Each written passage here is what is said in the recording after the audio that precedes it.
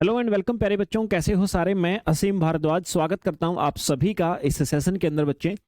So cell communication and cell signalling, कोशिका संकेत और कोशिका संचार, ये चीज हमारा चैप्टर चल रहा था बच्चे। और उसके अंदर कुछ क्लासेस, कुछ कक्षाएं हमने देखी थी। आज हम आगे बढ़ते हैं और अपनी चीजों को कंटिन्यू करेंगे। देखो भाई, लास्ट हमने कुछ कंसेप्ट कोशिकाओं के विषय में कि रिकॉग्निशन कैसे होता, पहचान कैसे होती है बाहर से आने वाले पैथोजन की, और फिर हमने पढ़ा था कि वो एंट्री कैसे करता है, एंट्री करने के बाद में क्या क्या अल्टरेशन करता है, क्या क्या चेंज करता है हमारी सेल के अंदर, होस्ट सेल मेजबान कोशिका के अंदर। आज हमें पढ़ना है वायरल इंड्यूस्ड सेल ट्रांसफॉर्मेशन बच्चे, उसी में आगे पढ़ना है। वायरल इंड्यूस्ड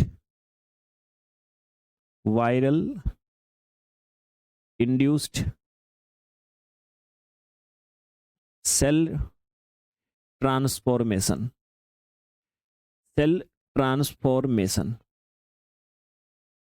ठीक है भाई। इस चीज को हमें आज जानना है, आगे बढ़ाना है। वायरल इंड्यूस्ड सेल ट्रांसफॉर्मेशन यानी वायरस जनित कोशिका रूपांतरण या परिवर्तन बोल सकते हैं आप लोग। यानी कि यहां पर हम लोगों को ये जानना है कि देखो, जनरल टर्म में हमने पढ़ लिया था कि कोई होस्ट सेल के अंदर, मेजबान कोशिका के अंदर कोई पैथोजन बाहर से आता है तो वो कैसे परिवर्तन कर सकता है। अभी प्रॉपरली हमें वायरस के विषय में ये बात जाननी है। वायरस से रिलेटेड जितनी बातें हैं एग्जैक्टली सेपरेटली हमारे सिलेबस में, तो हमें इसको डिस्कस भी करना है, ठीक है। Okay sir. तो ये वह प्रक्रिया होती है जिसमें वायरस होस्ट सेल की growth control, cell cycle regulation, apoptosis pathway, इनको चेंज करता है और सेल को वो आपका ट्यूमर जेनिक बना देता है या इमोर्टल बना देता है, ऐसा बोल सकते हो आप। अगर सरल शब्दों में मैं लिखूं इसको तो वह प्रक्रिया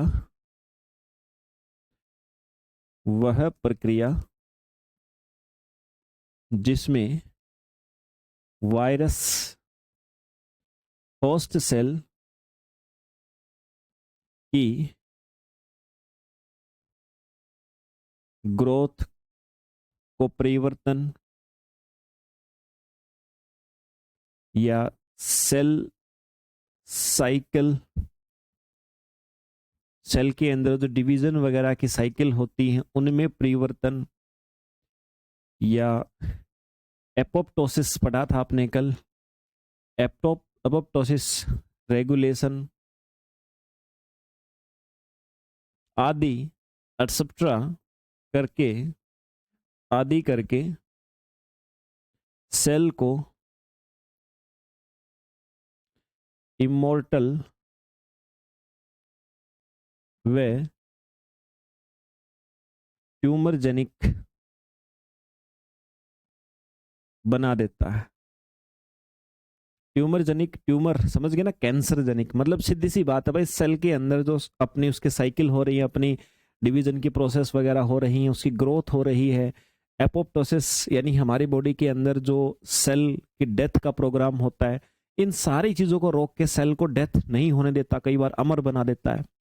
ट्यूमर्स जनरेट करने के लिए सेल्स का उपयोग करता है। ट्यूमर्स जनरेट होंगे, क्लोट जनरेट होंगे तो कैंसर हो जाएगा, यानी हमारी नॉर्मल सेल को कैंसरस सेल के अंदर परिवर्तन कर देता है बच्चे वो, है ना। तो जो कैंसर हमारी नॉर्मल सेल को कैंसरस सेल में कन्वर्ट कर देते हैं ना, उनको बोलते ओंकोजेनिक वायरस। ओंकोजेनिक वायरस कहा जाता है सामान्यतः। जो वायरस कैंसरस सेल बनाने के लिए जिम्मेदार होते हैं ओंकोजेनिक वायरस होते हैं, कैंसर कोजिंग वायरस होते हैं। तो ये वायरस के द्वारा हमारी नॉर्मल सेल को जो कैंसरस सेल बनाए जाने की प्रक्रिया है, नहीं ओंकोजेनेसिस हम लोग बोल सकते हैं। तो इसको हम लोग अभी पढ़ेंगे, इसका मैकेनिज्म पढ़ेंगे। मैकेनिज्म है ना, पूरी जो प्रक्रिया है उसको पढ़ा जाएगा। किस चीज का मैकेनिज्म है कि वायरस के द्वारा कैसे ओंकोजेनेसिस या कोशिकाओं को कैंसर जनित बनाया जाता है। सबसे पहली बात होती है बच्चे, सबसे पहला स्टेप होता है इसमें वायरस जीनोम इंटीग्रेशन। जो वायरस है उसका जेनेटिक मटेरियल का हमारी कोशिकाओं के साथ में इंटीग्रेट करना, जुड़ना, पहला स्टेप है viral genome, viral genome integration. यानी सर वायरस के जेनेटिक मटेरियल का, आनुवंशिक पदार्थ का हमारे साथ में जुड़ना, सरल शब्दों में ऐसा बोल सकते हैं। वायरस का डीएनए होस्ट सेल के क्रोमोजोमल डीएनए के साथ में इंटीग्रेट हो जाता है। मतलब हमारी बॉडी की सेल है, उसमें क्रोमोजोम्स है, क्रोमोजोम्स में डीएनए है। तो वायरस का जो जेनेटिक मटेरियल है वो हमारे डीएनए के साथ अगर इंटीग्रेट हो जाए, जुड़ जाए किसी भी माध्यम से, वो माध्यम आपको सिखा चुका कि कौन कौन से माध्यम होते हैं किसी होस्ट सेल के अंदर जेनेटिक मटेरियल को पहुंचाने के। तो इसमें हम क्या लिखेंगे,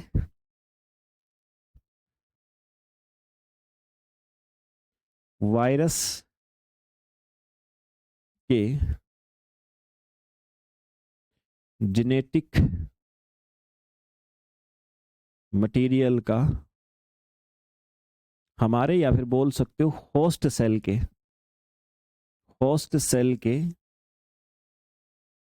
क्रोमोजोमल, होस्ट सेल के क्रोमोजोमल,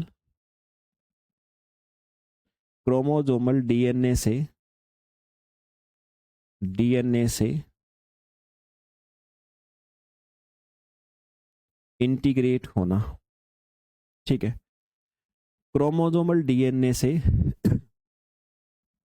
इंटीग्रेट होना मेरे भाई, उसके साथ में जुड़ाव होना। इंटीग्रेशन से क्या होता है, जैसे ही हमारे क्रोमोजोमल डीएनए के साथ वायरस का जेनेटिक मटेरियल इंटीग्रेट होगा तो वो अब अपना जीन एक्सप्रेशन करेगा। मतलब उसके जो जीन के काम है वो शुरू हो जाएंगे। जैसे हमारे जीन अपने आप को एक्सप्रेस कर रहे हैं, मतलब अपना काम कर रहे हैं कि क्या प्रोटीन बनाना है, क्या रोकना है। और वायरस का जीन अगर हमारे जेनेटिक मटेरियल से जुड़ गया तो वायरस के जीन जो बोलेंगे अब हमारा जेनेटिक मटेरियल वो काम भी करना शुरू कर देगा। यानी इसके बाद क्या होगा, वायरल जीन एक्सप्रेशन शुरू हो जाएगा, शुरू हो जाएगा। वायरस के जीन एक्सप्रेशन यानी अभिव्यक्ति। ठीक है, वायरस के जो जीन है बच्चे उनकी अभिव्यक्ति स्टार्ट हो जाएगी, शुरू हो जाएगी मेरे भाई। इस बात को आप लोग याद रखिएगा। चलिए, क्लियर हो गई बात आप सभी को? Okay sir.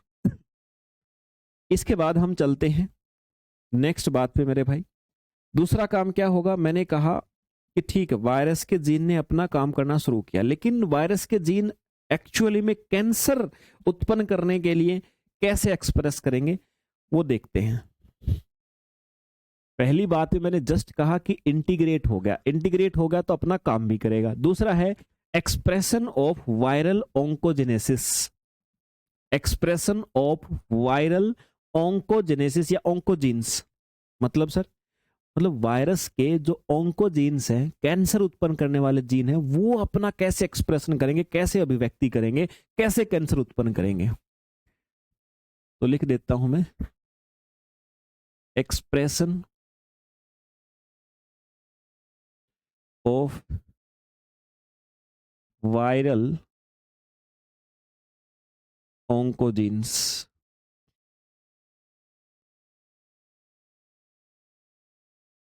वायरस के कैंसर उत्पन्न करने वाले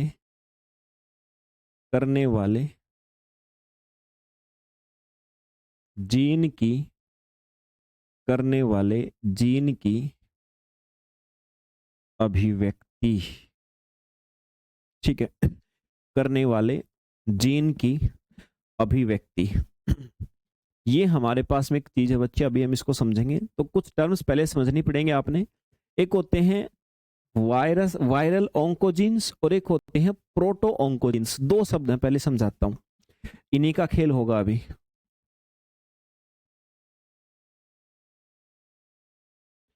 वायरल ऑन्कोजीन्स और दूसरे होते हैं बच्चे प्रोटो ऑन्कोजीन्स।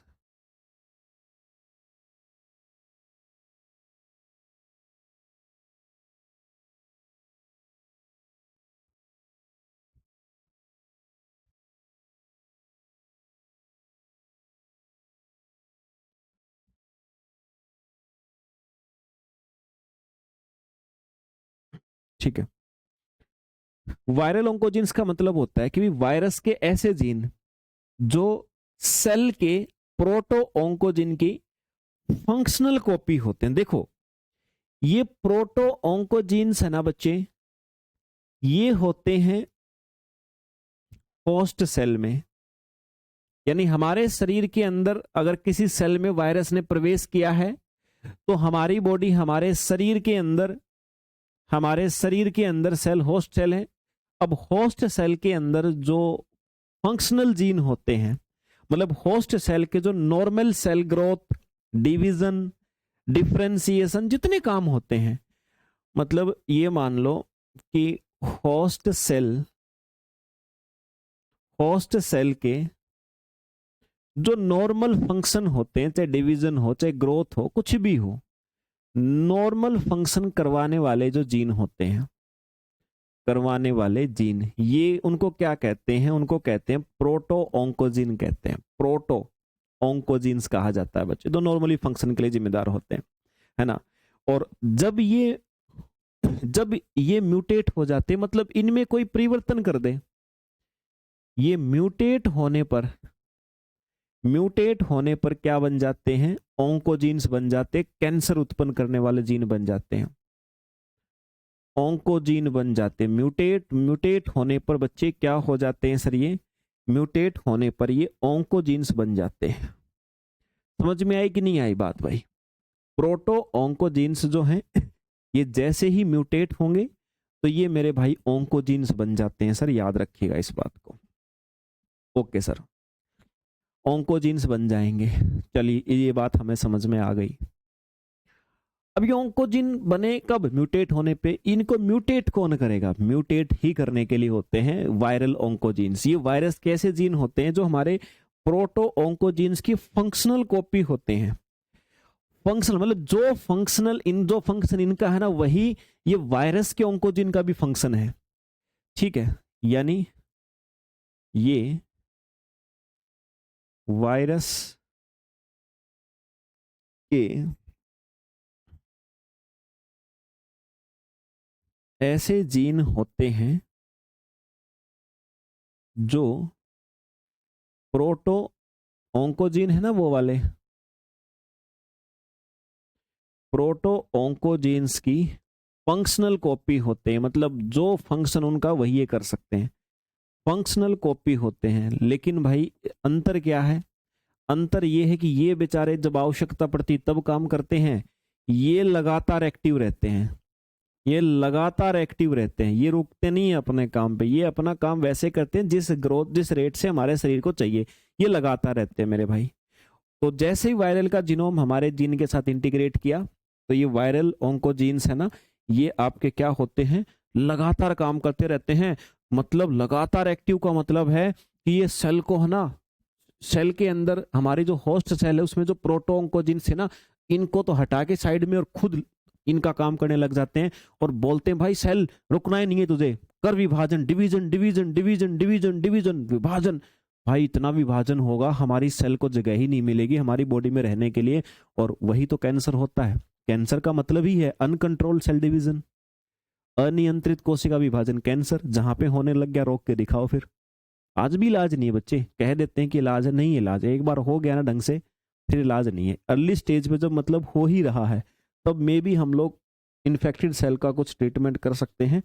बट वैसे हाँ कुछ समय के लिए रोका जा सकता है, नियंत्रित किया जा सकता है, परमानेंटली नहीं होता आज भी इलाज मेरे भाई। लास्ट में जाकर के हार मानी लेती पड़ती है। ठीक है, ओके सर। तो अनकंट्रोल होता है सारा सिस्टम, अनकंट्रोल डीएनए सिंथेसिस होगा यहाँ पे, सेल को मरने नहीं देंगे। कोशिका को इतने एक्टिव रहेंगे, कोशिका जो मरती है ना हमारी बॉडी के अंदर, एक प्रोग्राम सेल डेथ होती है, एपोप्टोसिस बोलते हैं जिसको, तो ये उसको भी नहीं होने देंगे, सेल अमर हो जाएंगी, बढ़ती रहेगी, संख्या बढ़ती रहेगी, ना मरेंगी। तो भाई क्या होता है, यही स्टेज तो कैंसर होती है आपकी। ठीक है, तो डैमेज सेल भी सर्वाइव करेंगी, वो भी आपकी नहीं मरेंगी इस बीमारी के अंदर। ओके सर, क्लियर हो गई ना बात? ठीक है सर, तो ये दूसरा काम ये होगा। तीसरा क्या होगा, फाइनल काम? पहला काम हुआ था इंटीग्रेट किया था, दूसरा काम था फिर उसने एक्सप्रेस किया तो सेल को एक्टिव कर दिया, मरने नहीं दिया। और तीसरा काम फिर क्या होगा बच्चे वायरस के द्वारा? तीसरा काम होता है altered cell behaviour. Altered cell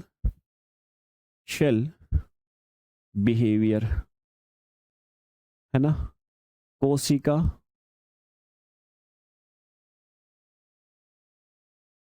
व्यवहार में परिवर्तन। ठीक है भाई, तो अब अगला काम क्या होगा मेरे भाई? कोशिका व्यवहार में परिवर्तन। ये आप पढ़ चुके, मुझे बताने की आवश्यकता नहीं, पूरा डिटेल में पढ़ा है मैंने क्या क्या बिहेवियर परिवर्तन होते हैं। अनकंट्रोल सेल डिवीजन, है ना, सिग्नल्स को तोड़ देगा, मरने नहीं देगा, ये सारी बातें बच्चे, ये बात सेल बिहेवियर में क्या क्या परिवर्तन होते हैं पूरा विस्तार में बता चुका हूँ, सारी बातें वही होंगी। तो ये कुल मिलाकर के अगर वायरस हमारी बॉडी में प्रवेश करता है तो ये थे बच्चे वायरस इंड्यूज सारी चीजें जो मैंने आपको बताई है। चलिए आगे बढ़े। इसके बाद अगला सब टॉपिक है इसी पार्ट के अंदर, वो है आपका pathogen induced disease in animals and plants.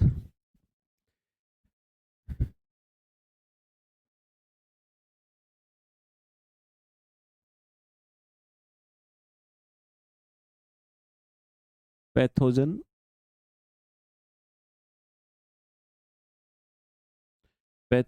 Induced disease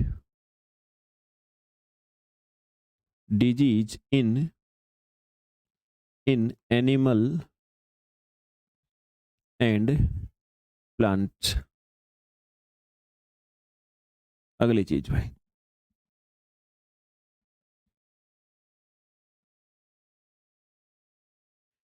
परजीवी जनित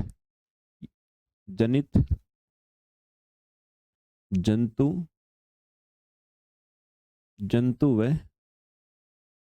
पादप रोग, ये चीज है भाई। अब देखो इसके अंदर मैं आपको एक चीज बता दूं, आप एक बार, ये आपका कर्तव्य है सभी बच्चों का, मैं आप लोगों को एक चीज बताता हूं कि जहां भी 6ठी से 10वीं क्लास तक की किताबें, उनमें मतलब जहां भी हमारी बीमारियों का चैप्टर हो, रोग का चैप्टर हो, तो एक बार उसको न्यूज़पेपर की तरह से रीड जरूर कर लीजिएगा, है ना, क्योंकि बीमारियों के अंदर कंसेप्ट नहीं होते हैं, लेकिन उसके अंदर कुछ ना कुछ एजेंटों के नाम होते हैं, जो एजेंटों के नाम जितने आप याद रख पाओ। 6ठी से 10वीं की बात कर रहा हूं मैं, अब पेपर बहुत अपर लेवल का पढ़ रहे हो, लेकिन मैं बहुत सोच समझ के कह रहा हूँ। 6ठी से 10वीं में जो बीमारियां होती हैं ना, उन बीमारियों में से एक बार बीमारियों के नाम वगैरह पढ़ लेना, है ना, जहां आपको कोई भी आपके आसपास में बुक हो या ऑनलाइन कोई भी बुक डाउनलोड करके एक बार रीडिंग कर लेना उसकी, समझ गए बात को, जहां भी हो। मतलब एक प्रकार से क्या आपका दिमाग में बहुत अच्छा सीखने को मिलेगा, क्योंकि वहां पे एनसीईआरटी में जो एक्सप्लेनेशन है ना, बहुत शानदार होती है। तो एक बार आप पढ़ लेंगे तो चीजें और बेटर आपको लगेंगी, है ना। अब हम चलते हैं, हम पढ़ते हैं इसको। अब हम अपने एग्जाम से रेलिवेंट अपने एनिमल्स और प्लांट्स की बीमारियां हैं, उनको मैं आपको बताता हूं।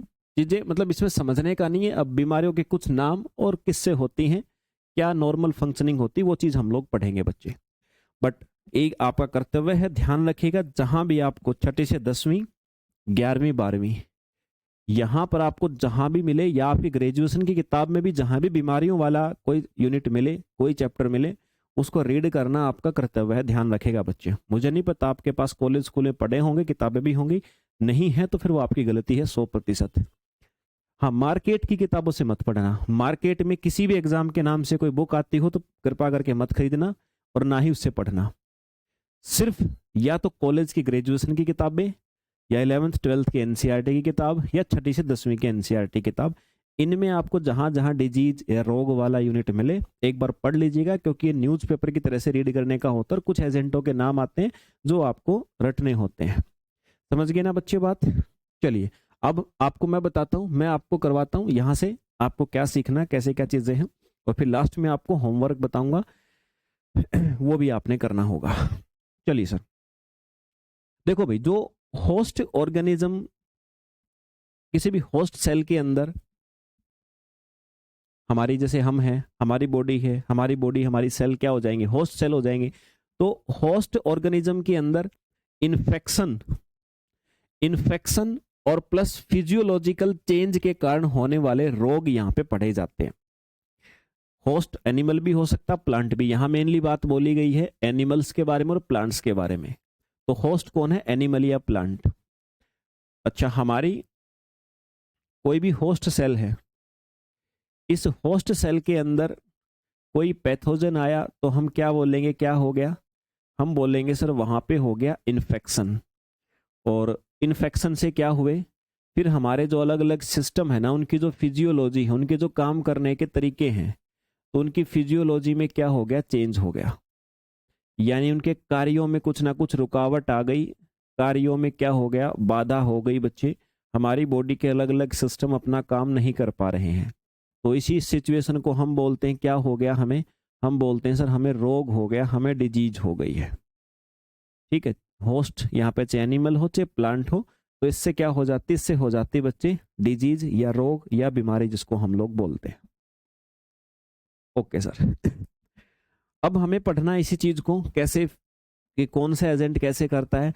भाई ये जो पैथोजन है ना, पहली बात तो आप इतना समझो, देखो आप अपनी बुक में भी रीडिंग भी करोगे ना, तो रीडिंग में भी आपको किस बात पे कंसंट्रेट करना मैं आपको बताता हूँ। मतलब ये बीमारी फैलाने के लिए जो इन्फेक्शन हुआ, इन्फेक्शन कौन करता है बच्चे, इन्फेक्शन करते हैं सर पैथोजन, इन्फेक्शन करते हैं सर पैथोजन। ये जो बाहर से आते हैं बीमारी फैलाने वाले, क्या बोलते हैं इनको, पैथोजन बोलते हैं। ये पैथोजन भी कई कैटेगरी के होते हैं बच्चे, पैथोजन कई कैटेगरी में होते हैं। जैसे एक बैक्टीरिया हो गए, वायरस हो गए, फंजाई हो गए, प्रोटोजोआ हो गए और निमेटोड्स हो गए। मुख्य तौर पे ये 4-5 कैटेगरी के हैं। पैथोजन कौन कौन से हो गए, एक हो गया सर जैसे बैक्टीरिया यानी जीवाणु, बैक्टीरिया यानी जीवाणु। एक हो गया सर अपने पास में वायरस, विषाणु, वायरस या विषाणु। फिर एक हो गया हमारे पास में फंजाई,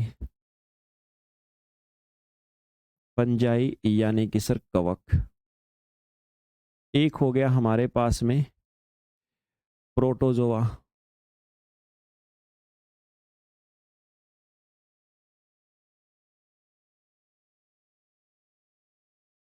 ठीक है भाई, प्रोटोजोआ। और एक हो गया बच्चे हमारे पास में निमेटोड्स। ये इनवर्टिब्रेट्स होते, निमेटोड्स पढ़ा होगा आपने, अगर डेफिनेटली पढ़ा होगा, अगर क्या होता है बिल्कुल पढ़ा होगा, 10वीं क्लास से पहले ही आने शुरू हो जाते हैं निमेटोड्स। तो मुख्य तौर पे ये पैथोजेंस हैं जिनके विषय में थोड़ा आपको कंसंट्रेशन रखना है, बीमारियों के बारे में पता होना चाहिए। क्लियर है बात? Okay sir. पहले बात करते हैं बच्चे, अभी एनिमल्स के केस में हम बात करते हैं, है ना। एनिमल्स के केस में हम लोग एक बार बात कर लेते हैं, जंतुओं के केस में हम बात कर लेते हैं प्यारे बच्चे।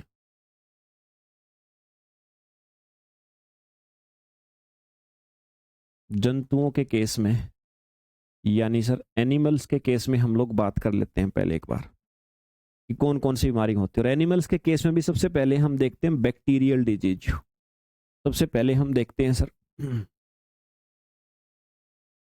Bacterial disease.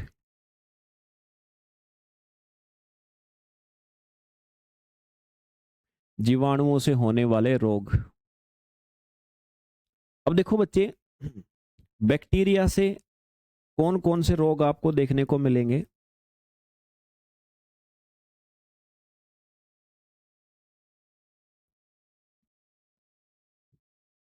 एक बीमारी मिलती है देखने को आपको पर्ट्यूसिस, पर्ट्यूसिस। एक मिलती है बच्चे डिप्थीरिया, डिप्थीरिया। एक होती है एंथ्रेक्स, एक होती है कोलेरा, एक होती है गोनोरिया, एक होती है लेप्रोसी, कुष्ठ रोग भी जिसको बोलते हो आप, एक होती है न्यूमोनिया,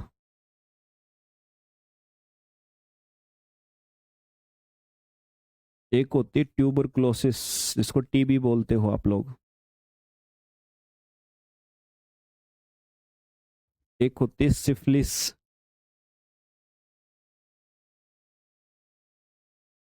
एक होती है टाइफॉइड,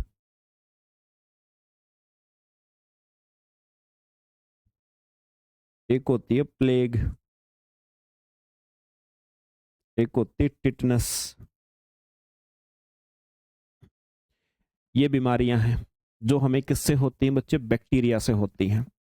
अब आपका होमवर्क सुन लो जो आपको करना है, इससे मुझे पता लग जाएगा आपने कुछ रीडिंग किया भी कि नहीं। एक तो ये जो बीमारियां हैं ना, जैसे देखो पर्ट्यूसिस, पर्ट्यूसिस किससे होती है? ये कौन से बैक्टीरिया से होती है? हीमोफिलस पर्ट्यूसिस, ये बैक्टीरिया का नाम है, ठीक है। तो ऐसे ही बीमारियों के, सभी बीमारियों के लिए कोई ना कोई एक बैक्टीरिया होता है रेस्पॉन्सिबल। मतलब हर बीमारी का एक अपना बैक्टीरिया होता है जिससे बीमारी होती है। तो आपको क्या करना है बच्चे? आपको उस बैक्टीरिया का नाम अपनी कॉपी में लिखना है। कहीं से भी ढूंढ के लिखोगे आई डोंट नो, मुझे तुम्हारी कॉपी में वो नाम चाहिए, ठीक है। तो एक तो बैक्टीरिया का नाम, बैक्टीरिया का नाम चाहिए मुझे। ये आपने कहीं से भी ढूंढ के, मुझे नहीं पता, आप इंटरनेट से लिखो, कहीं से लिखो, तो ये बैक्टीरिया के नाम होंगे सभी के, वो नाम आपने लिखना है, ठीक है। और दूसरा काम, नाम लिखने के बाद में फिर दूसरा काम आपने जो लिखना है, और ये बहुत छोटी क्लास में आ जाता है, मैं आपको बता देता हूँ, कभी आप सोचो 10वीं क्लास से पहले सारी चीज़ें आ लेती हैं। लेकिन आपके भी क्या है ना, मैंने पिछले जब साल के पेपर उठाए हैं ना, तो कोई भी एक एग्जाम ऐसा नहीं गया जिसमें ये बीमारी के बारे में कोई ना कोई फैक्ट ना पूछा हो आपसे। फिर आपने लिखना है कि भाई हमारा ऑर्गेन कौन सा प्रभावित होता है, कौन सी बीमारी में कौन सा ऑर्गेन प्रभावित होता है, हमारे कौन से बीमारी में कौन सा अंग प्रभावित होता है, ये चीज़ आपने लिखनी है मेरे भाई, ठीक है। और फिर उसके बाद में सभी बीमारियों के विषय में, सभी बीमारियों के विषय में फिर आपने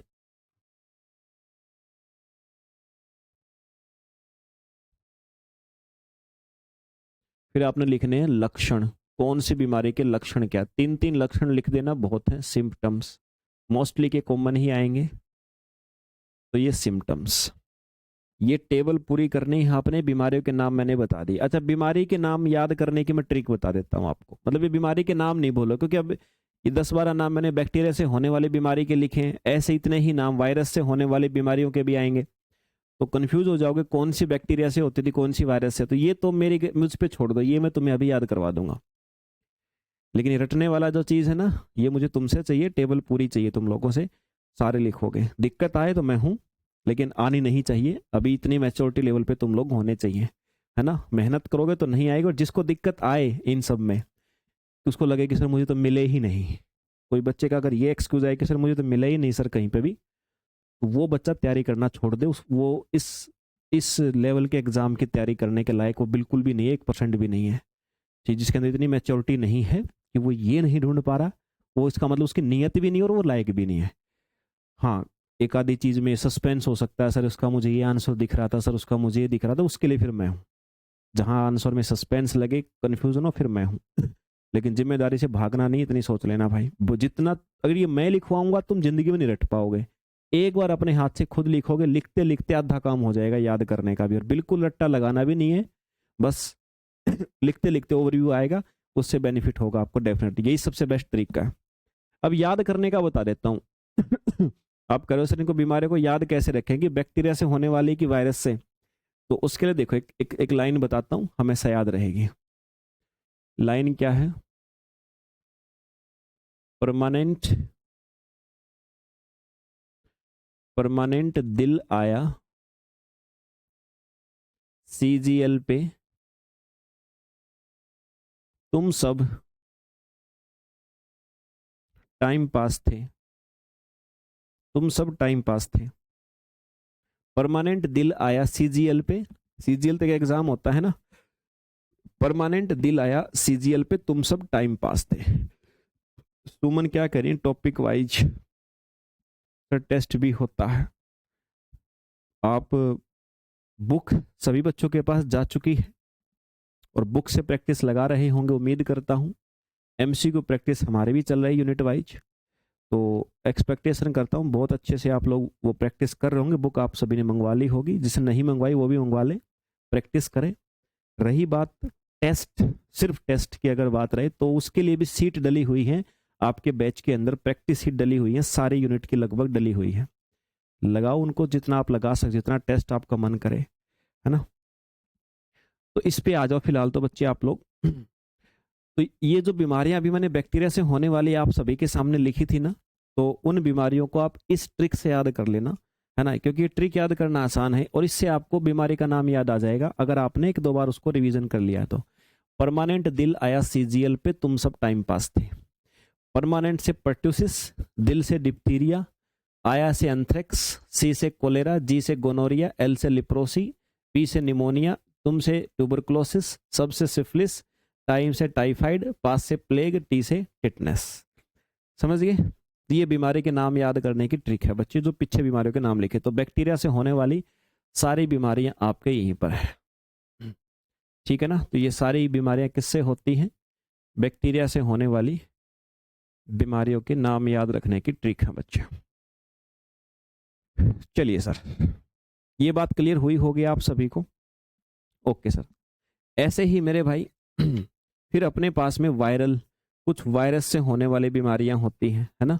नाम सुना होगा आपने, जैसे रेबीज होती है ना, इस प्रकार की चीजें।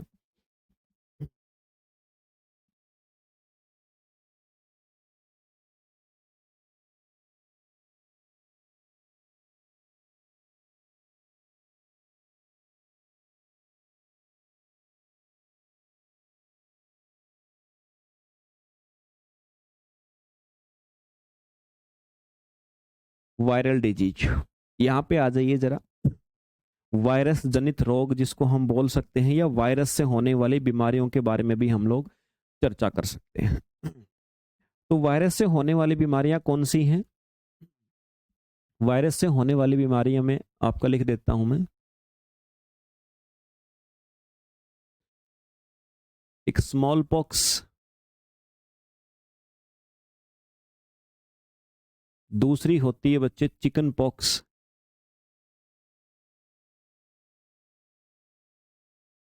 तीसरी होती है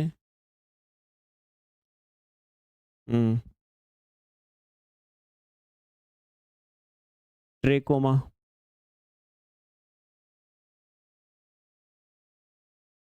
चौथी होती है मीसल्स, पांचवी होती है हेपेटाइटिस,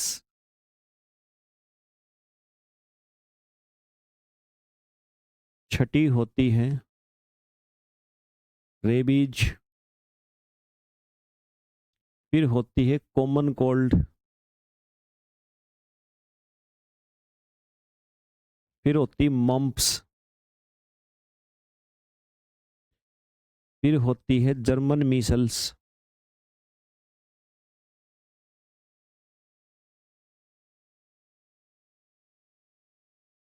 फिर होती पोलियो,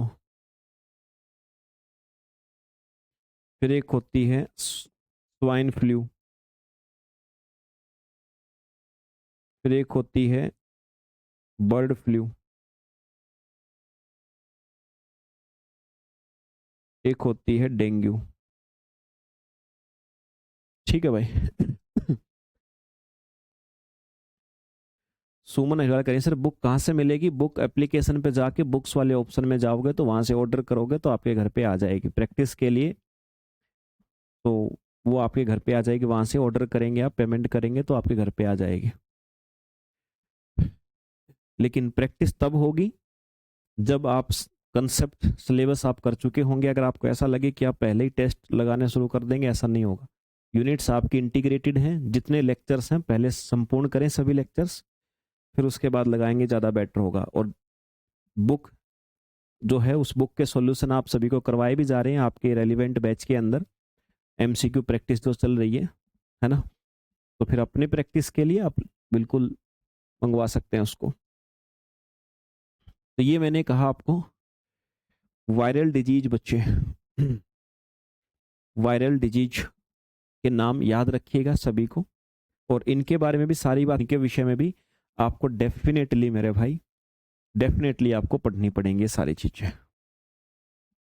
ठीक है, लिखना सबने टेबल पूरी करनी है। अब याद करने के लिए मैं ट्रिक बता देता हूं। इन सारी बीमारियों को याद करने की ट्रिक समझिए अब आप लोग।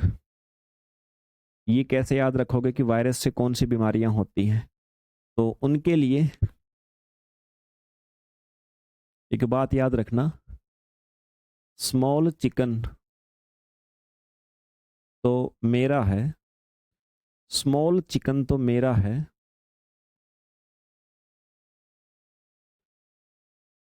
रवि को मम्मी जर्मनी पोलैंड, रवि को मम्मी जर्मनी पोलैंड से बड़ा दिलाएंगी, जर्मनी पोलैंड से बड़ा दिलाएंगी। दैट्स इट, बस इतनी सी बात याद रखना, काम हो जाएगा आपका पूरा। ठीक है, स्मॉल चिकन तो मेरा है, रवि को मम्मी है ना जर्मनी पोलैंड से बड़ा दिलाएंगी। ठीक है ना, ये है आपकी ट्रिक भाई। ये याद रहेगी तो ये बीमारी याद आ जाएंगी। अब ऐसा नहीं किसी ने पहले सुनी ही नहीं हो तो उसको कुछ याद नहीं आएगा, उसको फिर अपनी नानी याद आएगी पेपर में बैठेगा तब। लेकिन ये बीमारियां एज आई एक्सपेक्टेड कि आप लोग बहुत वर्षों से पढ़ते आ रहे हो, सुनते आ रहे हो, तो फिर आपको इससे याद आ जाएगा। स्मॉल से क्या याद आएगा? स्मॉल पॉक्स, चिकन से चिकन पॉक्स, टी से ट्रेकोमा, मेरा से मीसल्स, है से हेपेटाइटिस, आर से रेबीज, को से common cold, mumps, German Meselson, polio, swine flu, bird flu, dengue. ऐसे मतलब एक है ना मेमोरी हिट करने की बात होती पहली तो, कि याद आ जाए और मिक्स ना हो। तो इसके लिए अलग चीजें, जब भी आपको ऐसा लगे यार ये पोलियो बीमारी बैक्टीरिया से थी कि वायरस से, तो याद कर लेना इस नाम को, उसी से क्लियर हो जाएगा आपको। ठीक है ना, बिल्कुल डेफिनेटली क्लियर होगा बच्चे आपको, निश्चिंत रहें आप इस मैटर पे तो। Okay sir. और बाकी एचआईवी वगैरह तो हम लोग पढ़ ही रहे हैं, बहुत सारे जो इम्यूनो अलग से बीमारियां हैं ना, वो तो अलग से हमने डिस्कस करी हैं। ये हैं जो डायरेक्टली पैथोजन के आने से हो रही हैं। ओके सर, फिर बात है बच्चे प्रोटोजोआ, फिर एक आता अपने पास प्रोटोजोआ। प्रोटोजोआ से भी डिजीज होती हैं, बीमारियां होती हैं।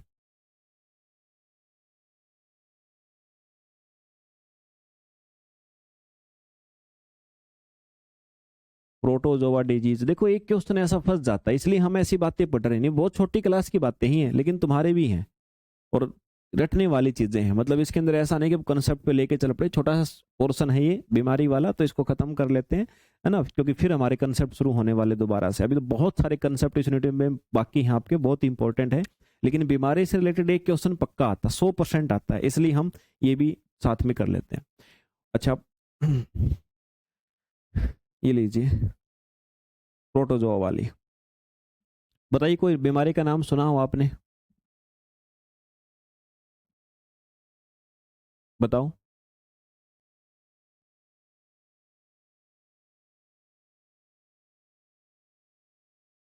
तो देखो याद रखना भाई, बीमारी के नाम याद रखना, बता देता हूं जो इससे होती है। स्लीपिंग सिकनेस,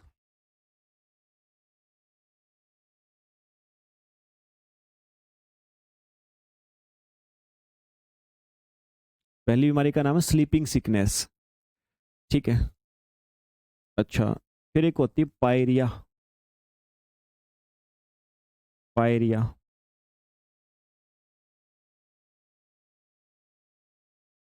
फिर एक होती बच्चे कालाजार,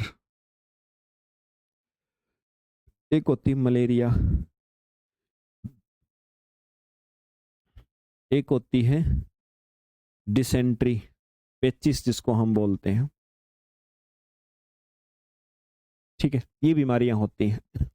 हाँ बिल्कुल, मलेरिया, सुमन, स्नेहा, हाँ दीपिका, अमोबाइसिस बिल्कुल इसी को बोलते हैं, डिसेंट्री को ही। तो ये बीमारियां हैं भाई, इनको याद करने, देखो बात वही करनी है, कौन से प्रोटोजोआ से होती वो नाम आपको पता होना चाहिए। जैसे आपने मलेरिया का सुना है ना, प्लाज्मोडियम सुना है ना, और ये पायरिया का सुना होगा, एंटमीबा, जिंजीवेलिस, इस प्रकार से वुल्गेरिस, बहुत सारे होते हैं, मुझे नहीं पता नाम, मुझे आपसे चाहिए, मैं नहीं बताऊंगा, नाम चाहिए। और ये जो इसके अंदर एक तो नाम कि कौन से प्रोटोजोआ से होते हैं, और प्रोटोजोआ का वाहक कौन है हमारी बॉडी तक, उस प्रोटोजोआ को लेकर के कौन आता है, एक एक्स्ट्रा चीज ये भी इसमें बतानी है आपने। और फिर हमारी बॉडी का कौन सा ऑर्गन प्रभावित होता है। ठीक है, इसमें एक नई चीज है वेक्टर, मतलब प्रोटोजोआ को लाने वाला कोई ना कोई वेक्टर होता है बॉडी के अंदर, वो कौन है वो भी बताना है। और फिर बच्चे fungal disease, fungal disease fungus से जो होती हैं,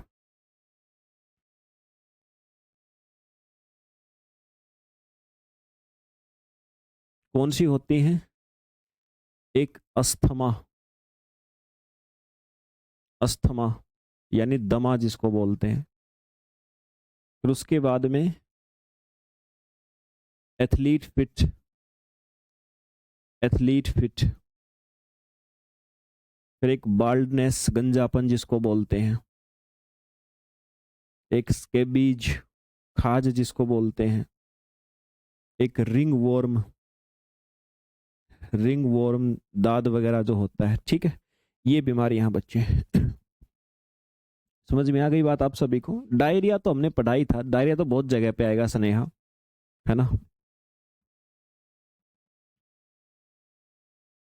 समझ गए ना बात को भाई। तो ये फंगल है, फंगस से मोस्टली केस में स्किन एलर्जी वगैरह टाइप की होती है, लिखा भी हुआ रिंग वॉर्म, स्केबीज, ऐसी ऐसी बीमारियां हैं। ठीक है। तो ये है आपकी, और इन बीमारियों के अंदर भी किस फंगस से होती हैं, और उसके बाद में फिर नेक्स्ट किस बीमारी में क्या लक्षण होते हैं, कौन सा अंग प्रभावित होता है, ये करना भाई। ठीक है ना, ओके सर। ये फंगस के बारे में भी आपने कुछ बीमारियों के बारे में अच्छी प्रकार से बैठ के रीडिंग करनी है, आपको ही पता लग जाना चाहिए फिर। ठीक है सर, अब कुछ सिलेक्टेड बीमारियां मैं लिखता हूँ प्लांट की, उनमें कौन सी बीमारी का नाम और किससे होती है, जस्ट इतना आप प्लांट के अंदर कर लोगे काम हो जाएगा सर हमारा। ये एनिमल्स के अंदर मैंने बताया आपको, प्लांट्स पे आ जाओ।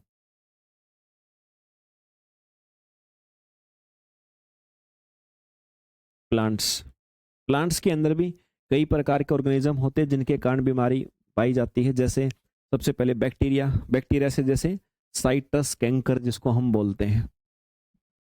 प्लांट में बैक्टीरिया से होने वाली बीमारी की बात करें तो मुख्य तौर पे होती है साइट्रस, साइट्रस कैंकर। ठीक है, साइट्रस कैंकर एग्जाम में भी आ चुका कई बार, आगे भी याद रखना है। और एक होती है बैक्टीरियल ब्लाइट, कौन सी होती है बच्चे, बैक्टीरियल ब्लाइट।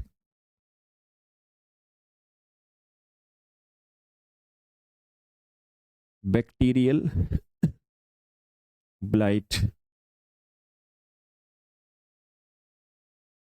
यस सर, ये होती है। और होती किससे है, कौन से बैक्टीरिया से, वो होता है बच्चे जेंथोमोनास, जेंथोमोनास।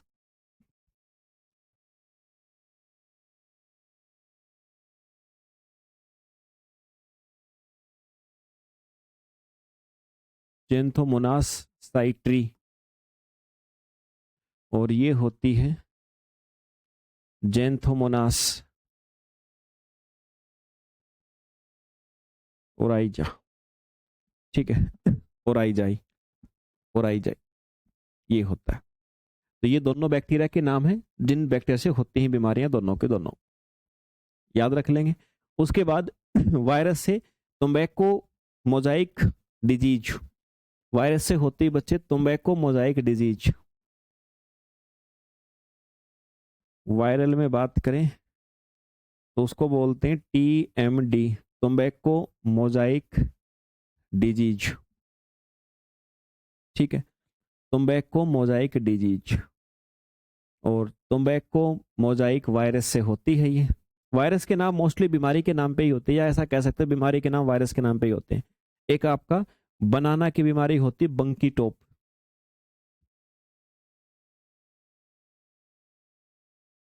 बंकी टॉप ऑफ बनाना, ऑफ बनाना, तो इसके लिए भी होता है बंकी टॉप वायरस, बंकी टॉप वायरस आप बोल सकते हैं जिसको, उसी से होगी बीमारी। इसके बाद बच्चे फिर वायरस से तो हो गया, फंगस से भी होती हैं। प्लांट्स के अंदर भी होती है फंगस से बीमारियां।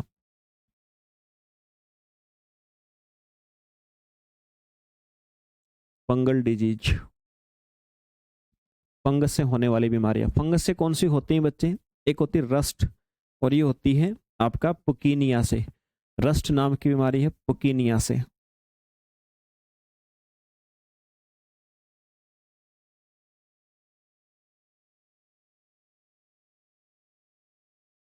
रस्ट होती पुकीनिया से। एक पाउडरी, पाउडरी माइल्ड्यू, ये होती एराइसिफी से, एराइसिफे से, एराइसिफे, powdery mildew, powdery mildew.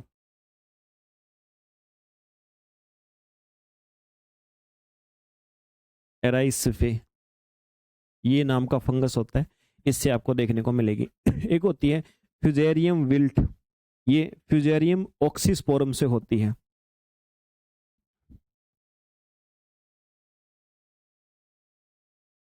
Fusarium wilt, ये होती फ्यूजेरियम ऑक्सीस्पोरम से, फ्यूजेरियम ऑक्सीस्पोरम। समझ में आ गई बात? ये फंगस से होने वाली बीमारियां हैं। इसके बाद फिर निमेटोड से होता है रूट नोट डिजीज, एक होती है रूट नोट डिजीज, निमेटोड से होती है। निमेटोड से,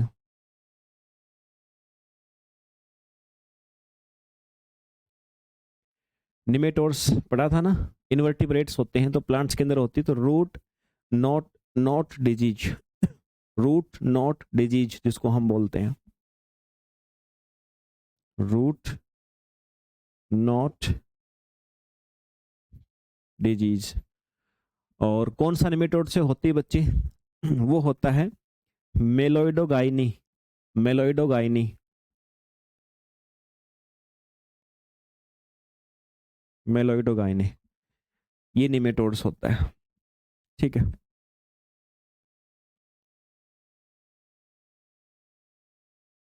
Sneha Sharma sir, MP assistant professor zoology class start हो चुकी क्या? मेरी पीएचडी कंप्लीट हो चुकी 17 दिसंबर को। बिल्कुल बच्चे, जो एमपी असिस्टेंट प्रोफेसर के लिए बैच आपका जूलॉजी का भी स्टार्ट हो गया है, और बैच आपका जो है बोटनी का भी स्टार्ट होगा। जिस बच्चे का जो विषय है, जिनको अभी एमपी असिस्टेंट प्रोफेसर के लिए मेंस एग्जाम देना है, तो वो बच्चे डेफिनेटली उस बैच से प्रिपरेशन कर पाएंगे। एग्जाम से पहले डेफिनेटली आपका बहुत अच्छी प्रकार से प्रिपरेशन उसमें हो जाएगी। अभी 2-3 दिन से ही आपका नया बैच, बिल्कुल 2-4 दिन से ही बैच नया स्टार्ट हुआ है। ठीक है,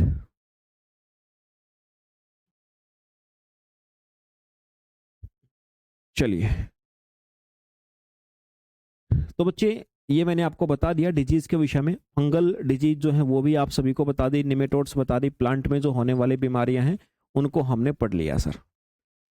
ओके, और इतनी मैं एक्सपेक्टेशन करता हूं आप सभी से कि आप इनको अच्छी प्रकार से समझ भी लेंगे बच्चे। मैकेनिज्म वही होता है जो मैंने बीमारी के बारे में पहले बताया है।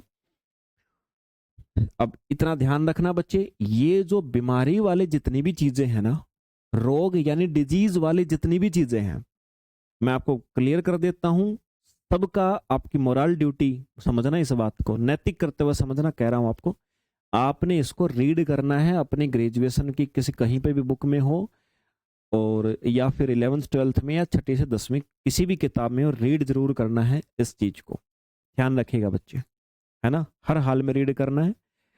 ये जो आप यूनिट पढ़ रहे हो, ये यूनिट आपकी हर जगह काम आती है। मतलब ये लगा लो, ये जो यूनिट है आपकी बच्चे, ये यूनिट आप CSIR नेट का एग्जाम दोगे तो भी है, ये आप किसी भी राज्य के सेट का एग्जाम दोगे तो भी है, और जो MP असिस्टेंट प्रोफेसर जूलॉजी वाले बच्चे, उसमें भी आपकी यूनिट है डेफिनेटली, ठीक है ना। तीनों ही जगह पे ये यूनिट आपको करनी है।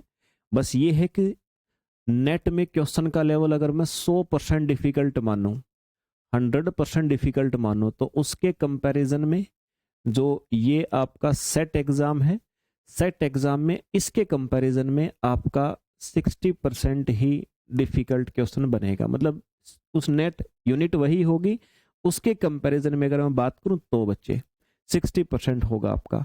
अच्छा, यहाँ पे बात करूं तो यहाँ पर आप जा सकते हो, लगभग नेट वाले के कंपैरिजन में 75% लेवल बढ़ के मिलेगा, है ना। मतलब इससे सेट वाले से भी थोड़ा सा और अप करके मिलेगा। टॉपिक्स वही होंगे, बस क्वेश्चन पूछे जाने का जो लेवल होगा ना मेरे भाई, वो अलग अलग होगा मेरे भाई, ठीक है ना। चलिए ध्यान रखेगा इस बात को। तो इसलिए बहुत अच्छी प्रकार से पढ़ो।